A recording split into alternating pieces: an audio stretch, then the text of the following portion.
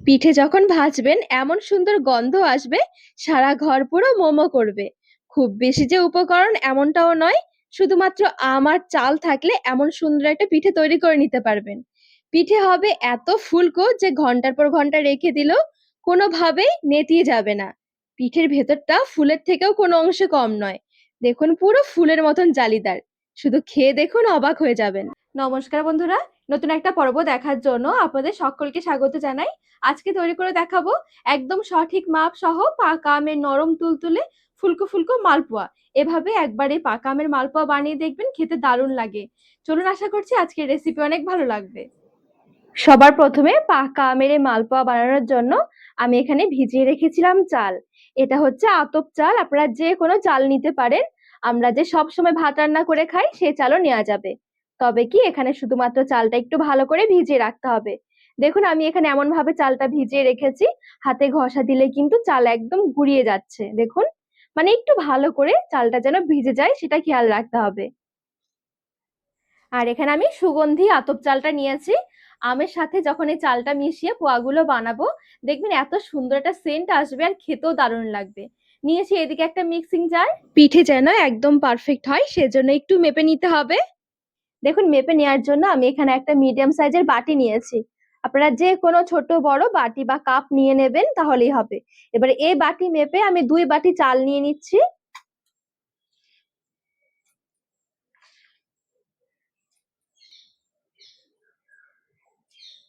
এবারে মিক্সিং জারে নিয়ে নিচ্ছি। আরেক বাটি নিয়ে নিচ্ছি। এবারে এদিকে আমি নিয়েছি দুটো মিডিয়াম সাইজের পাকা আম। আমের এই সাইডের অংশগুলো একটু কেটে নিচ্ছি। দুটো আমি ঠিক এভাবে করে কেটে নিচ্ছি।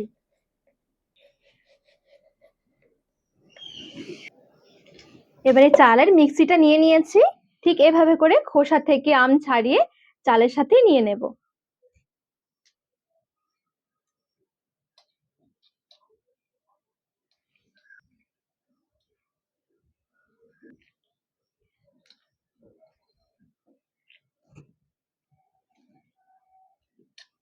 এবারে ঢাকনা লাগিয়ে চাল আর আম একদম ভালো করে মিহি করে বেটে নেব।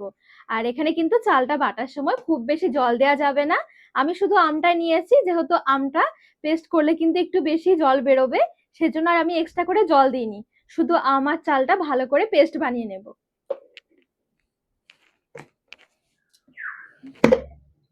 তো এখানে আমি মিক্সির মধ্যে সুন্দরভাবে একটু বেটে নিয়েছি। আর এখানে দেখুন আমি কতটা ঘন করে বেটেছি।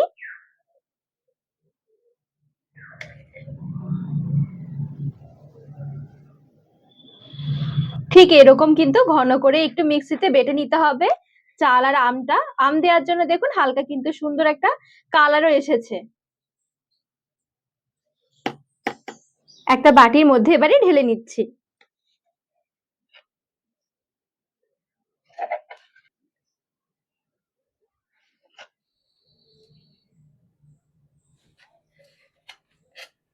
তো মিক্সি জার থেকে আমি সম্পূর্ণ চাল বাটাটা নিয়ে নিয়েছি। আর এদিকে না আমি হালকা একটু উষ্ণ গরম জল করে রেখেছি। এবারে একটু জল ব্যবহার করব, তবে এই জলটা ব্যবহার করতে হবে একটু উষ্ণ গরম, তাহলে কি পিঠেগুলো খুব সুন্দর নরম হবে। আর জলটা ঠিক এরকম উষ্ণ গরম হবে যেন আঙ্গুলটা এরকম ডুবিয়ে রাখা যায়, ঠিক এতটাই কিন্তু উষ্ণ গরম।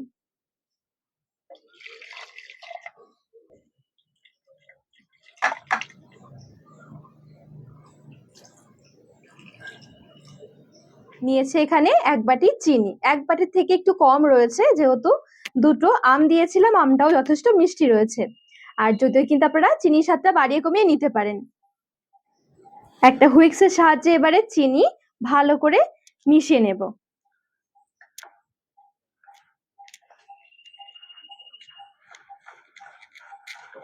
চিনিটা মিশিয়ে নেওয়ার পর দেখবেন ব্যাটার কিন্তু একটু পাতলা হয়ে যাবে। এখানে যতক্ষণ না চিনিগুলো গলে যাচ্ছে ততক্ষণ হুইক্সের সাহায্যে একটু ফেটিয়ে নেব। আর এই ব্যাটার যত সুন্দর করে ফেটানো হবে বা যত সুন্দর মাখা হবে, তত সুন্দর কিন্তু পিঠেগুলো হবে।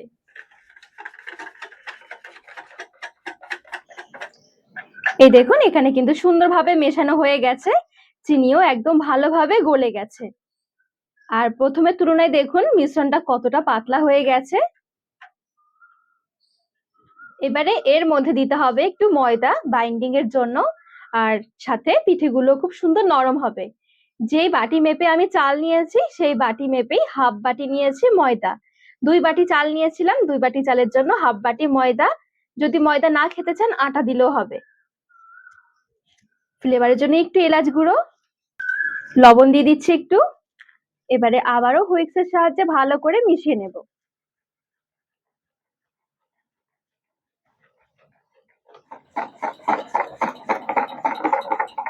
তো আবারও সুন্দরভাবে 2 থেকে 3 মিনিটের জন্য একটু ফেটিয়ে ফেটিয়ে মিশিয়ে নেব।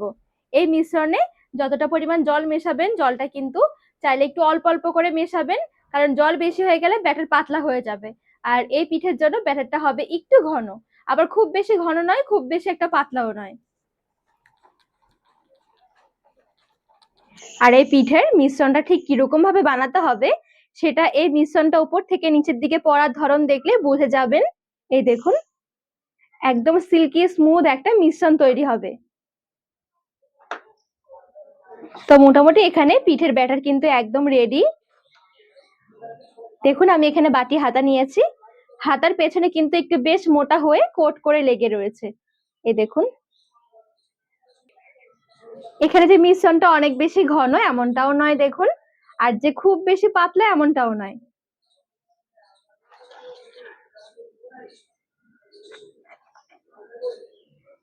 ছোট্ট একটা কড়াই বসিয়ে দিয়েছি, পিঠেগুলো একটু ডুবিয়ে ভাজতে হবে, তো একটু তেল গরম করে নেব। ছোট কড়াই নিলে তেলটাও খুব অল্প লাগে। তেল গরম হয়েছে সেটা বোঝার জন্য অল্প একটু মিশ্রণ আগে এভাবে করে তেলে ছেড়ে দিতে হবে।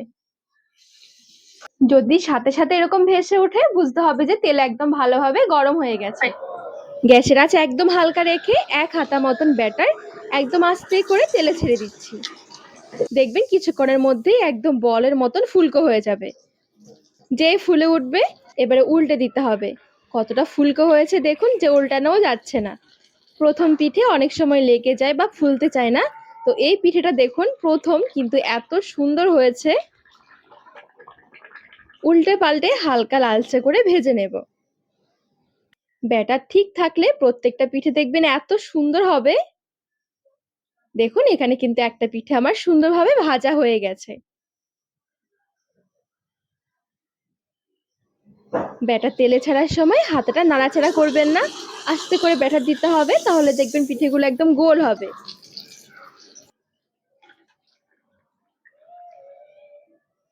আর এক একটা পিঠে হতেও খুব বেশি সময় লাগে না।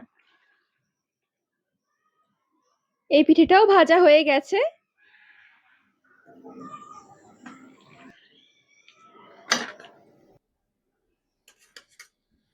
তো ঠিক এইভাবে করে বাকি পিঠেগুলো ভেজে নেব।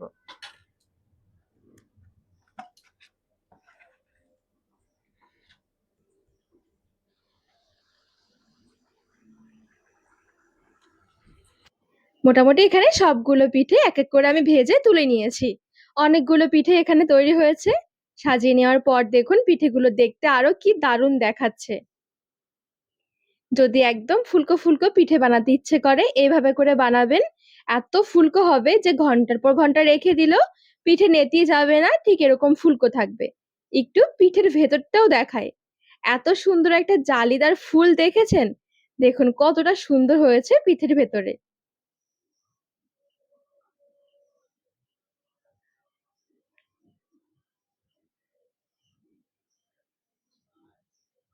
পিঠের ভেতর হবে একদম ফুলের মতন, ফুল থেকেও দেখুন কোনো অংশে কম নয়। এই দেখুন, খেতে দারুণ লাগে, একবার হলেও তৈরি করে দেখবেন। তো বন্ধুরা আজকে মালপোয়ার রেসিপি আপনাদের কেমন লেগেছে অবশ্যই কমেন্ট করে জানাবেন। আর রেসিপি ভালো লাগলে চ্যানেলটিকে সাবস্ক্রাইব করে পাশে থাকার অনুরোধ রইল।